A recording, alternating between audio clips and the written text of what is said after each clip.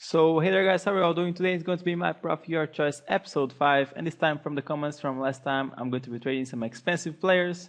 So I think you guys want to see some big boy trading. So I took expensive players to be somewhere over 100k for the most part.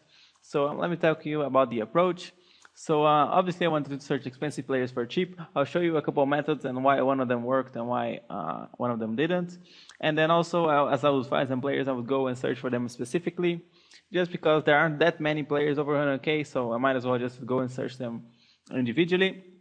And then of course using my good old timers. And total time spent on this, as you guys might sometimes ask, maybe like I traded, it was on Friday and on Saturday, about maybe 1 hour each, tops 1 hour each on each day. Because I can't trade for more than half an hour, I get bored. So I usually just go to the market, check what's up, add some stuff to my watch list for about 10 minutes tops, and then I just go back and bid them when the timer expires. So my first try for searching for these players was just go in gold players and minimum price 100,000. That way I'll just find some expensive players. But right off the bat I noticed that that wasn't really working out. I think mainly it's because the players that are worth over 100k and that actually end up going for cheap in the end, I think for the most part of their auction life, they're going for below 100k. So actually when I search for players like this, I'm actually mostly of the players that I find, they are overpriced players, or they're just at the right price, but not enough for making profits.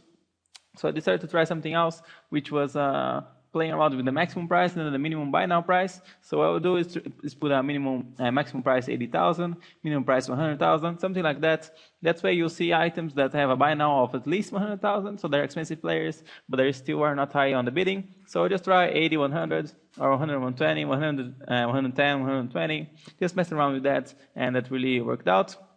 So this is what I did to find most of the deals, and then also searching specifically for a couple players. So very well, let's get to the players here. The first one is an informed Chiellini, bought him for 166,000, and most of these, almost every one of these players that I'm going to show you were open bids, except for a couple which I'll tell you which one they were.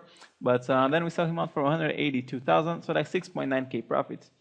Pretty good. And of course I'm looking to get at least 5k profit with these players. And the thing is that, like, if you take a player that's worth 2,000 coins, he can sell for like 100 to 100. There's a wide variety of prices he can sell for. But when you're talking about more expensive players, let's say a player is worth 200,000, he can sell just as easily for 205 or 195. So you got to be really careful, and you got to be really sure that you're able to make a profit on these players before you trade. So you got to aim for at least, for sure, 5k profit, and then move on from there. But next one is Gerard, 4312 CF.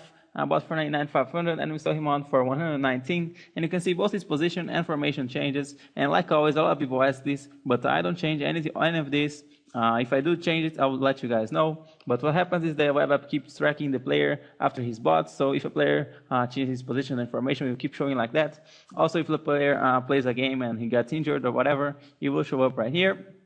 So I'm not sure why he converted it to a CM. If he's playing a 3-4-1-2, maybe he's still going to convert him to a CM. That will make more sense. But sold him out for 119. That's 13.5k profit. Really good once again. Then we have here the second informed Higuain. He's in a CF, so I think that didn't attract too many people to this deal. So I got him for 87,500. Sold him on for 99,500. And 7k profit. Then this one right here, informed Dunk. I had his regular version. He's a pretty beastly defender, but this one was a buy now. The guy had a 130k start price, 140k buy now. I sent the guy a trade offer for 130k. A couple minutes later, he didn't do anything about it, didn't accept or reject it. So I just decided to buy it before somebody else did. But we sold him out for 156. That's over 8k profit, really good. And we have here, this is the first inform from Percy.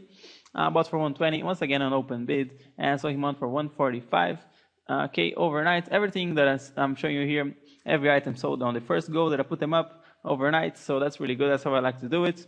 But 17k profits, that is good. And I have inform Mulgrew, I think, from Celtic. Got some really good stats on him. Bought for 100k, sold for 111k. That's over 5k profit. And I have informed David Silva, the 88 version. He dropped a lot in price after the release of the upgraded David Silva, but I bought it for 149, so him on for 168. That's just over 10k profit. Then we have an informed Danny. This one is not over 100k, but I saw him going for cheap. I'm not really one to pass on free coins, but bought him for 74,500, sold for 87,500. mainly because of the 4-1-2-1-2 formation. I managed to get a good profit on him. Moving on here, we have Inform Terry, bought for 134, sold for 148. And you can see most of these players that I'm trading are Inform players, and I would definitely recommend for you to trade Inform players over regular players. I can't exactly explain to you in like technical terms why, but I just found out in my experience it's a lot easier to get some good profit on Inform players. So definitely try to focus on that if you're going to try to do some of these trades. Then we have, this one is not a good trade, as you'll see, Inform Walcott, the striker version that's out this week. I thought he was going for about 90K, 190K at the time.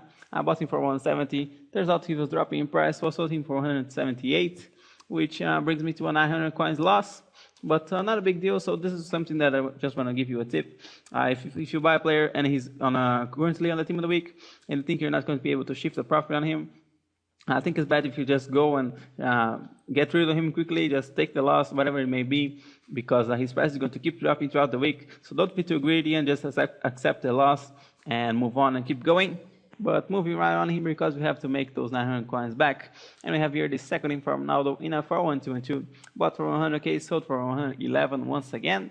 Then we have a Nene. This one is the third Inform that is out this week.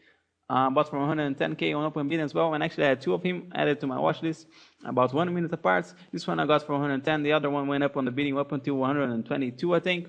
So I managed to slip out with this one, and we sell him out for 129K because he's on 442, so that's more valuable. Over 12K profit, really good. So the next three players here are going to be a little bit interesting. So basically it's going to be Sergio Ramos, then it's going to be PK, and then Daniel Alves. So basically I found one of them through searching from one of those methods. Can't remember which one I found first. And then I had a feeling that maybe the same guy was selling some other players. So I searched to see if the same guy had other players up. But I think I talked about it before. But if you can find a group of players, mainly 3 or more players, and maybe they're all from the same guy, or they have something similar that mainly the same market would be interested in them, and they're very short in time, they're very close together in time, then there is really, really good profit-making opportunity, because definitely at least one of them will go for cheap. In this case, all of them went for cheaper than expected, but as you'll see, I kind of make one tactical mistake, let's call it that. So let me show you here what happened. So the first one, Ramos, we bought for 130K, and we sell him on for 484K, almost 30K profit. Not going to complain about that one. Next one, which is PK, is where the problem is at. See, I bought him for 396K, and after I bought him, I had over 280K profit, over 280K coins only. But we do sell him out for 121. That's not even a 4K profit. Wouldn't have been bad, but actually, if you see here how much the Danny Alves went for, he went for 452,000 on open bid.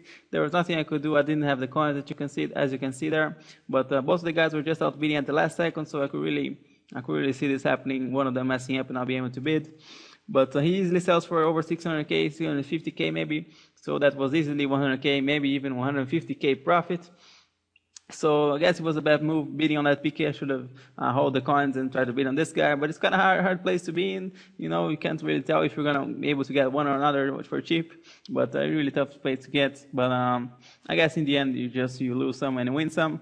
But I was a little bit that pissed off because just earlier that day I got an even better deal, which I'll show you guys right now, which is the Ox, bought for 250,000 coins, 459 minutes, 40 seconds, something like that. Sold him out for 510,000 coins. That is over 230,000 coins profit. That is really good. Check, please. And the final sets here are some really big numbers.